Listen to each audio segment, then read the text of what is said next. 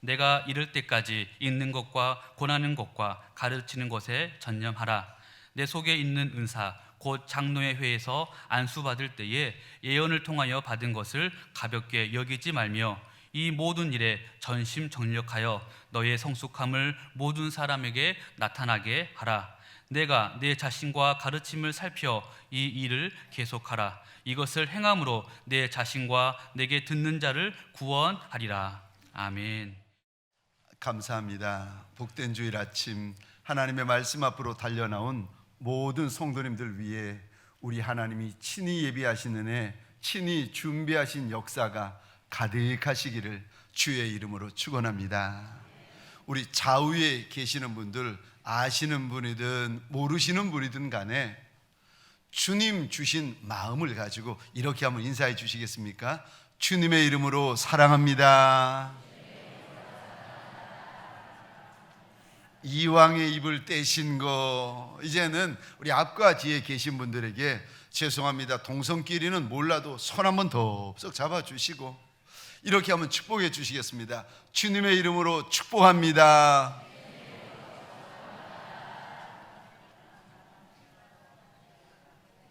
저를 한 번 더 따라해 주시겠습니까? 말씀에 헌신하라. 말씀에 헌신하라. 아멘이십니까?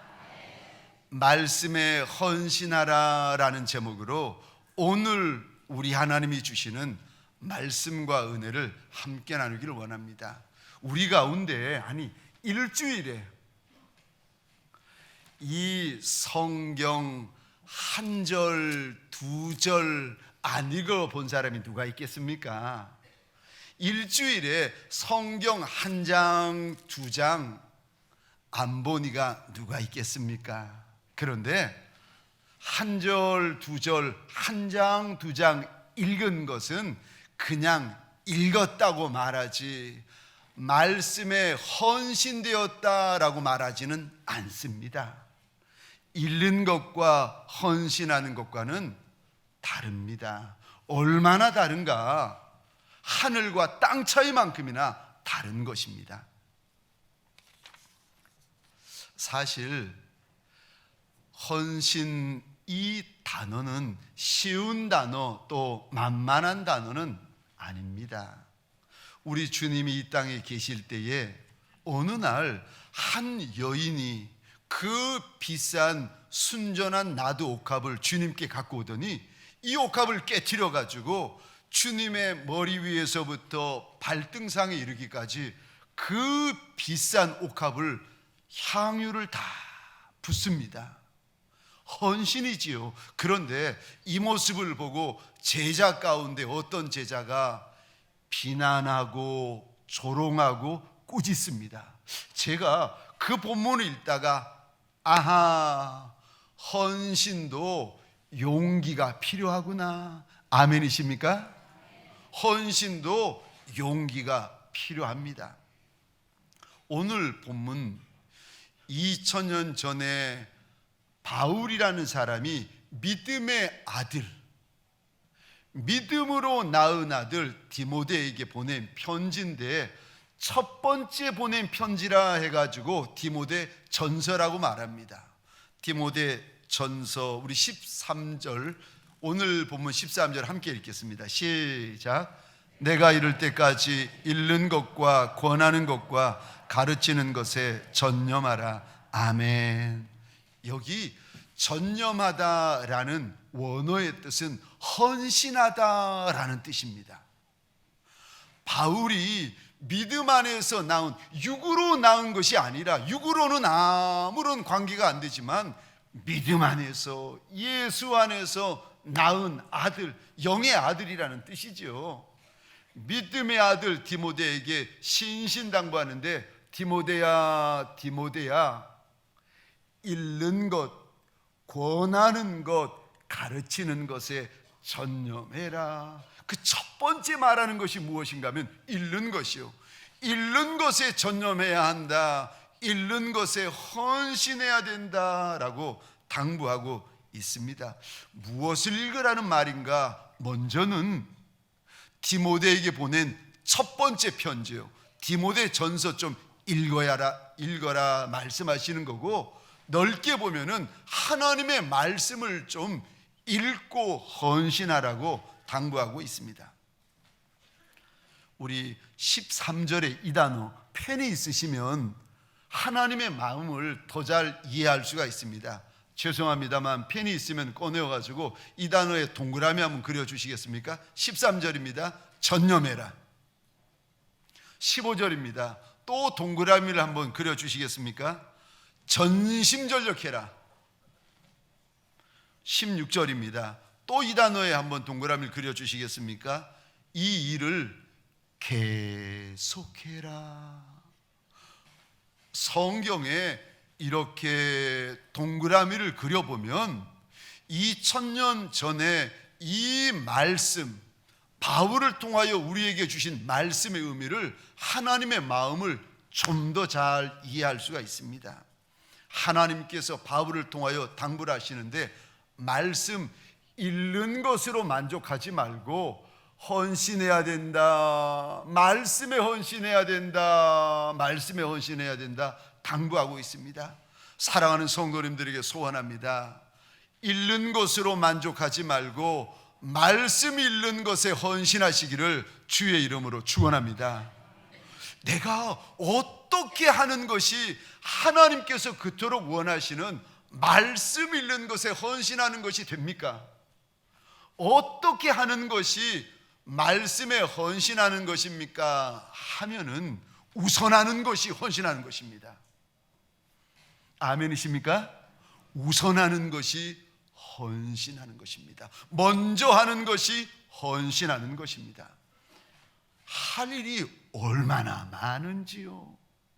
아마도 예배, 주일날 예배 끝마치고 나면 쏜살같이 달려가셔가지고 또 다른 일 하실 겁니다. 그럼 월요일날은 쉬시나요?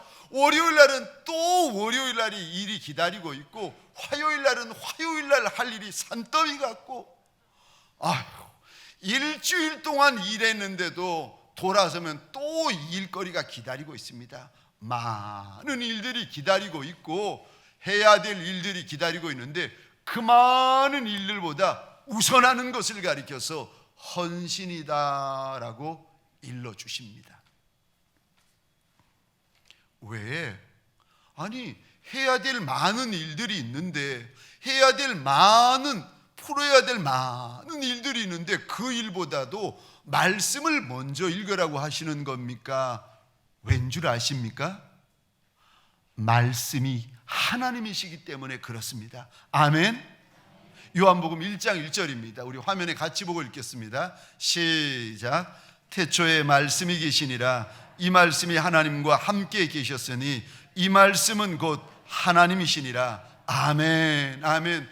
왜 우리 하나님이 말씀에 헌신하라고 일러주시는가 하면은, 말씀이 하나님이기 때문에 말씀을 가까이 하면 하나님을 가까이 하는 것이고, 아니, 말씀에 헌신하면 하나님에게 헌신하는 것이고, 말씀을 사랑하면 하나님을 사랑하는 것이기 때문에 그런 것입니다. 말씀에 순종하는 것이 하나님에게 순종하는 것입니다. 그래서 요한복음 14장 15절에 보면, 너희가 나를 사랑하면 나의 말씀, 나의 계명을 지켜라 말씀하십니다. 말씀이 하나님이시기 때문에 말씀을 우선해야 된다, 우리 하나님께서 일러주십니다. 사랑하는 성도님들에게 소원합니다. 많은 일들이 있지만 저와 여러분들에게 하나님의 말씀이 최우선이 되시기를 주의 이름으로 축원합니다. 또 어떻게 하는 것이 말씀에 헌신하는 것입니까? 많이 읽는 것이 헌신하는 것입니다. 그저 한 절, 두 절, 한 장, 두 장 읽는 것은 이거 읽는 겁니다. 세상에 어떤 분은 성경책을 차 트렁크에 집어넣고는 일주일 내내 잊어버리셨다가 주일날 교회 오려고 했는데 세상에 성경이 안 보이는 거예요. 그냥 와이프 다그치고 아이들 손댔다고 다그치고, 나중에 보니까 차 승용차 트렁크 안에 한쪽에 툭 처박혀 있는 겁니다. 성경은 처박아 두는 것이 아니라, 성경은 어디 비치에 두는 것이 아니라, 성경은 많이 읽는 것입니다. 많이 읽는 것을 가리켜서 헌신하는 것이다 라고 우리 하나님이 일러주십니다. 사랑하는 성도님들에게 소원합니다. 볼 것도 많고 읽을 것도 많고 들을 것도 많지만 저와 여러분들 말씀에 헌신하시기를 주의 이름으로 축원합니다. 목사님, 시간이 없어서 말씀을 못 읽어요. 그런 분 계십니까? 말씀을 포기하지 말고 식사를 포기하시기를 축원합니다. 삼시세끼 꼬박꼬박 드시고 거기다가 야참까지 챙겨 드시잖아요. 근데 목사님 시간이 없어서, 야참 포기하시고 식사 포기하시고 말씀을 붙드셔야 됩니다. 시간이 없는 분들은 말씀 포기할 것이 아니라 TV를 포기하시고 인터넷을 포기하셔야지. 아니, TV는 포기하지 않고 인터넷은 포기하지 않고 신문은 포기하지 않고 게임은 포기하지 않는데 말씀을 포기해버리면 어쩌자시는 겁니까? 말씀이 하나님인데 많이 읽는 것이 헌신하는 것입니다. 제가 이제 여름에 교회에서 휴가를 주시면 인천공항에서 미국에 있는 딸네 집까지 이제 비행기를 타고 가는데, 비행기 타서 이제 자리에 앉아가지고 식사하고 나면은 한 7시간, 8시간 시간이 남습니다. 그러면 저는 가방에서 성경을 꺼냅니다. 그리고 그 7시간, 8시간 저한테 전화 거시는 분도 없으세요. 저한테 문자 주시는 분도 없으세요. 저한테 말 거는 분도 없으세요. 7시간, 8시간 말씀을 보는데, 처음에는 몰랐는데 비행기 안이 너무 건조합니다. 그러니까 1시간, 2시간, 3시간을 읽다 보면 눈이 뻑뻑해지기 시작하고 나중에는 눈이 아픈 거예요. 그래도 이때 아니면 하나님의 말씀을 언제 읽을까 싶어가지고 열심히 몸부림치면서 읽습니다. 미국의 마켓에 가면 저희 집사람과 아이들은 미국 마켓에 들어가면 저는 그 앞에 왼쪽이나 오른쪽에 보면은 앉는 의자가 있습니다. 구로동이 아니니까 제가 성경 보고 있으면 저보고 저기서 성경 보고 있다고 누가 저보고 손가락질 하겠습니까? 아무도 모르는데. 구로동이 아니라니까요. 그래, 성경 꺼내놓고 저는 읽고 있으면 집사람과 아이들은 볼 거 다 보고 살 거 다 사고 들어와가지고 아빠 부르면 그때서 성경 접고 일어나가지고 제 갈 길을 갑니다. 많이 읽는 것이 헌신입니다. 사랑하는 성도님들에게 소원합니다. 하나님의 말씀을 가까이 하되 많이 읽으시기를 주의 이름으로 축원합니다. 무엇이 헌신입니까? 말씀에 헌신하라고 그러시는데, 읽는 것에 전념하라고 하시는데 어떻게 하는 것이 읽는 것에 전념하는 것입니까? 순종하는 것이 헌신하는 것입니다. 순종하는 것이 전념하는 것입니다. 말씀 읽으라 하시면 읽는 것이 순종하는 것입니다. 말씀 읽는 것에 헌신하십시다 하시면 말씀 읽는 것에 헌신하시는 것이 그것이 순종입니다. 그 순종을 가리켜서 하나님은 성경에서는 오늘 본문 헌신이다 일러주십니다. 제가 아는 목사님 한 분이 계십니다. 개척교회 목사님이셨어요. 얼마 전에 개척을 했는데 이번에 부흥에 오신 강사 목사님이, 여러분 개척교회가 뭔 줄 아느냐고, 여러 말 할 필요 없이 내가 개척을 해봐서 아는데 개척교회가 한마디로 이게 개척교회라고 그래서 이야기를 하시는데, 개척교회는 돈 없고 사람 없고 그게 개척교회라는 거예요. 듣고 보니까 기가 막힌 말이에요. 개척교회 하면 성도분들이 누가 계시겠습니까?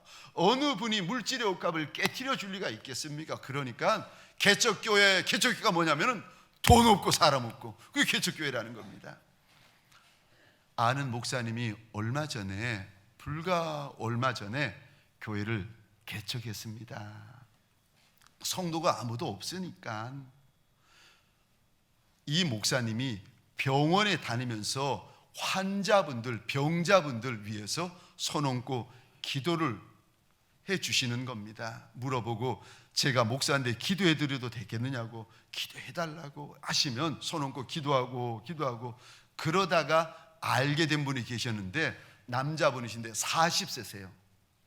아이가 둘이 있는데 첫 번째 아이는 5살이고 둘째 아이는 2살. 그런데 이 40세 된 남자 성도분이 백혈병인 겁니다. 그래서 항암 치료를 받고 있는데 다른 방법 없고 골수 기증을 받아가지고 치료를 받아야 되는데 그게 쉽나요? 골수가 이렇게 맞는 확률이 7천만 분의 1이라는 거예요. 안 놀라시네. 안 놀라시네. 7천만 분의 1 확률로 그 골수가 서로 맞대는 거예요.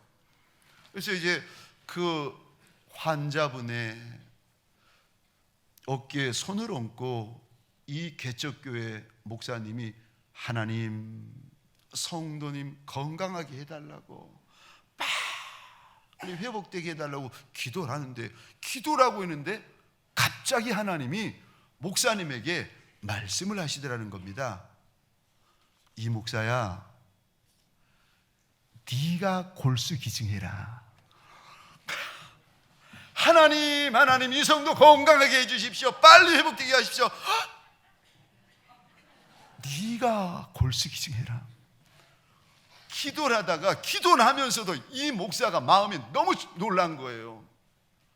하나님, 이 목사님이 사실은 10년 전에 골수 기증을 한번 하셨어요. 어린 초등학교 여자아이한테 골수 기증을 했는데 골수 기증이 너무 아프고 고통스럽답니다. 골수를 뽑아내는 것이. 이 목사님 고백이 자기가 얼마나 아팠던지 천국에 3번 왔다 갔다 했다는 거예요. 얼마나 아프고 힘들었는지. 그런데 10년 전에는 자원이라도 해서 했지만, 아니 10년이 지나서 지금 기도하고 있는 목사에게 하나님이 완전 강제로 네가 해라.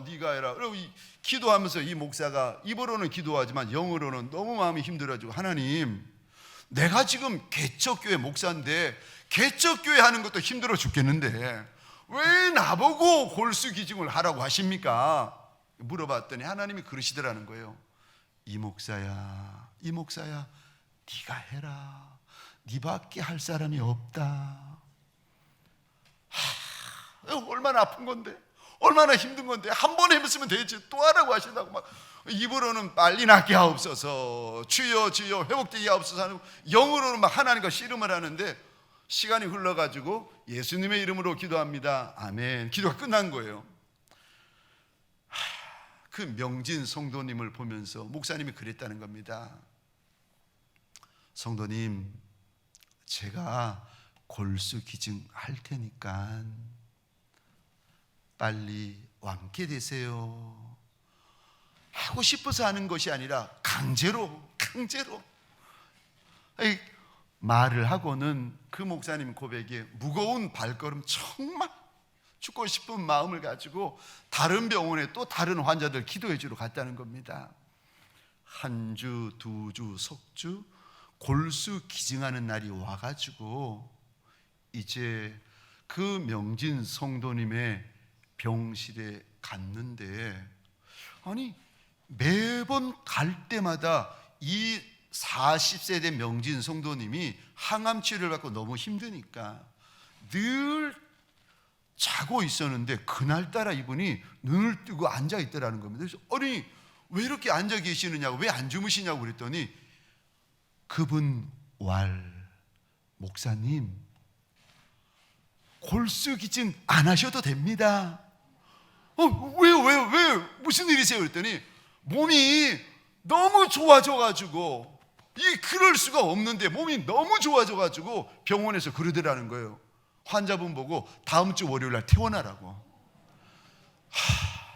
그런데 이제 그 목사님, 개척교회 목사님 뭐라고 그러시는가 하면은, 하나님이 내가 그 힘든 거, 그 어려운 거, 그 하기 싫은 거, 그 고통스러운 거 말씀하실 때 순종하는가, 순종하지 않는가, 하나님이 그거 내 믿음 달아보셨다고 그 고백을 하는 겁니다. 사랑하는 성도님들에게 소원합니다. 말씀 읽는 거 아니요, 말씀에 헌신하라고 우리 하나님께서 당부하십니다. 저와 여러분들 순종이 있는 남종과 여종들이 되시기를 주의 이름으로 축원합니다. 두 번째로, 왜 이렇게까지 말씀에 헌신하라고 하십니까? 말씀을 우선해야 되고 말씀을 많이 읽어야 되고 말씀에 읽는 것에 순종하라고 왜 이렇게까지 자꾸 말씀하시는 겁니까? 왜냐하면 하나님의 명령이기 때문에 그렇습니다. 오늘 13절 제가 혼자 한번 다시 읽어보겠습니다. 내가 이럴 때까지 읽는 것과 권하는 것과 가르치는 것에 전념하라. 여기 전념하라라는 동사가 원어 문법으로 보시면 명령형으로 되어 있습니다. 15절 또 보시겠습니까?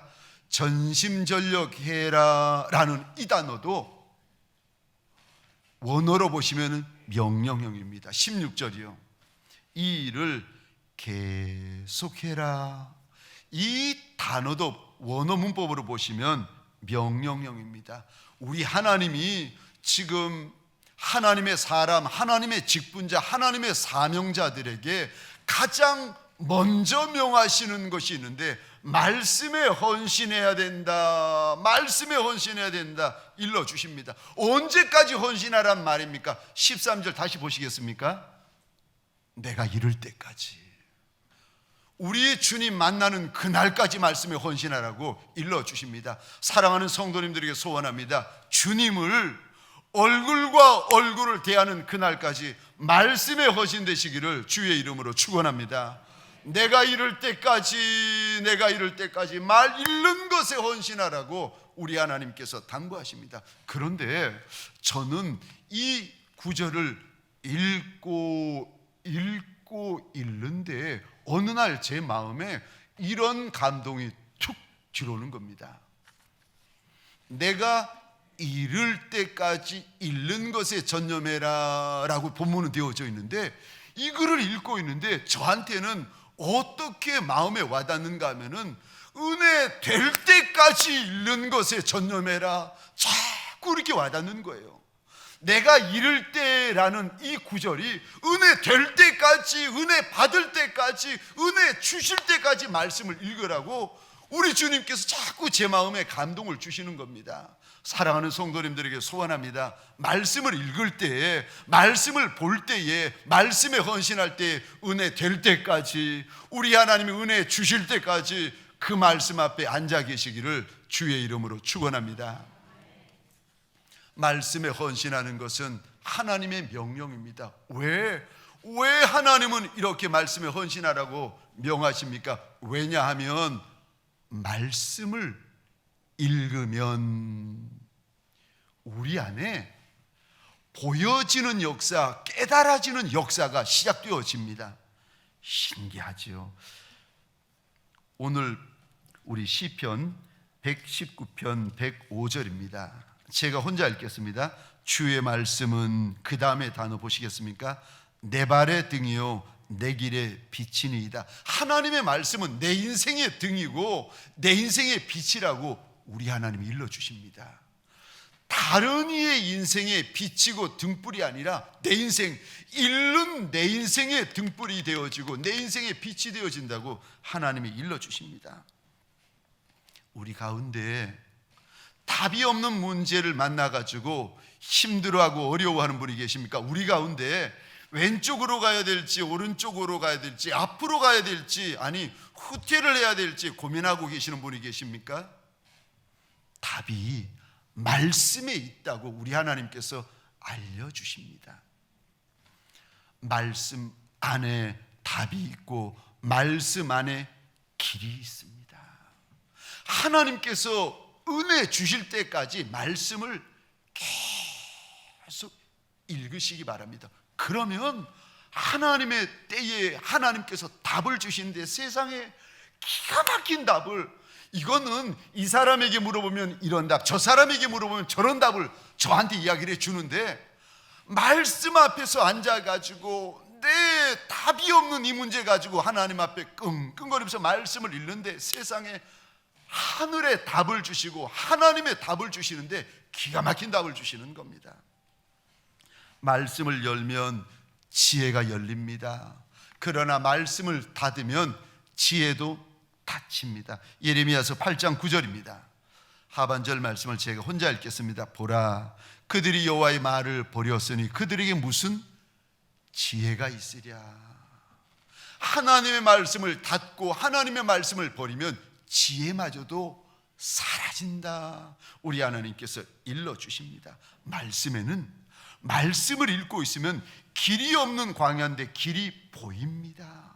말씀을 읽고 있으면 캄캄한 인생의 밤중인데도 말씀이 등불이 되어가지고 답이 보입니다. 말씀에는 보이는 역사, 깨닫는 역사가 있기 때문에 하나님의 사람들에게 우리 하나님이 신신당부하시는 말씀이요, 말씀에 헌신해라. 또 왜 말씀에 헌신하라고 하십니까? 말씀에는 구원하는 역사가 있기 때문에 그렇습니다. 우리 16절입니다. 같이 읽겠습니다. 시작. 내가 내 자신과 가르침을 살펴 이 일을 계속하라. 이것을 행함으로 내 자신과 내게 듣는 자를 구원하리라. 아멘, 아멘. 이 일을 계속해라. 말씀 읽는 일, 말씀에 헌신하는 일을 한 번, 두 번, 한 주, 두 주 하지 말고 계속해라. 그러면 16절 끝입니다. 너 자신과 내게 듣는 자를 구원하리라. 우리 하나님께서 약속하십니다. 말씀에는 건져주시는 역사, 구원해 주시는 역사가 있습니다. 목사인 제게는 저와 제게 듣는 이들이 누군가 하면은 저와 우리 성도분들 아니겠습니까? 아비와 어미들에게 내 자신과 내게 듣는 자를 구원하리라. 여기서 나오는 너와 내게 듣는 자는 자신들과 어린 자녀들 아니겠습니까? 사장님과 회장님에게는 너와 내게 듣는 자가 누군가 하면 본인과 직원분들과 거래처들 아니겠습니까? 목회자에게만 주시는 말씀이 아니라 문제 있는 인생 광야를 걸어가고 있는 모든 인생들에게 우리 하나님께서 주시는 신신당부입니다. 어려워도 힘들어도 피곤해도 시간 없어도 사랑하는 성도님들에게 소원합니다. 말씀을 우선하시기를 주의 이름으로 축원합니다. 말씀을 많이 읽고 가까이 하시기를 주의 이름으로 축원합니다. 말씀에 많은 유익이 있습니다. 유익뿐만이 아니라 건짐받는 역사, 구원받는 역사가 말씀 안에 있습니다. 말씀을 읽으면 보이는 역사, 깨달아지는 역사가 있습니다. 말씀 닫으면 지혜가 닫히고 말씀 열면 지혜가 열리는 것입니다. 사랑하는 성도님들에게 소원합니다. 즐겨 자원하는 마음으로 말씀을 가까이 하시고 말씀에 헌신하여 하나님이 약속하시는, 건져주시는 은혜, 구원하여 주시는 역사가 가득한 인생길이 되시기를 주의 이름으로 축원합니다. 기도하시겠습니다. 하나님, 하나님의 사람, 하나님의 백성들, 2000년 전에 바울을 통하여 디모데에게 일러주셨던 것처럼 말씀에 헌신하라는 주의 말씀을 우리가 받습니다. 하나님 입으로만의 아멘이 아니라 온 몸으로 아멘하는 자리가 되게 하여 주옵소서.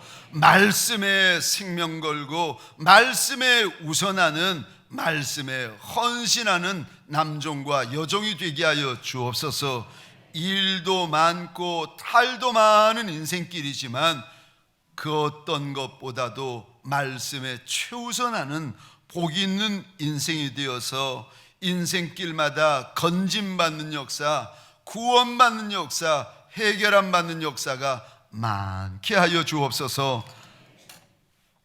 이제는 우리 구주 예수 그리스도의 은혜와 하나님 아버지의 극진하신 사랑하심과 성령님의 감화, 감동, 교통 역사하심이 나도 디모데처럼 말씀에 헌신하리라, 바울처럼 말씀에 헌신하리라, 하나님의 말씀에 내가 순종하리라 결단하며 일어나는 모든 하나님의 사람들 머리 위에, 이들의 가정과 사업장과 하나님이 줄로 지어주신 이 땅과 이 민족 위에 지금부터 영원토록 함께 있을지어다.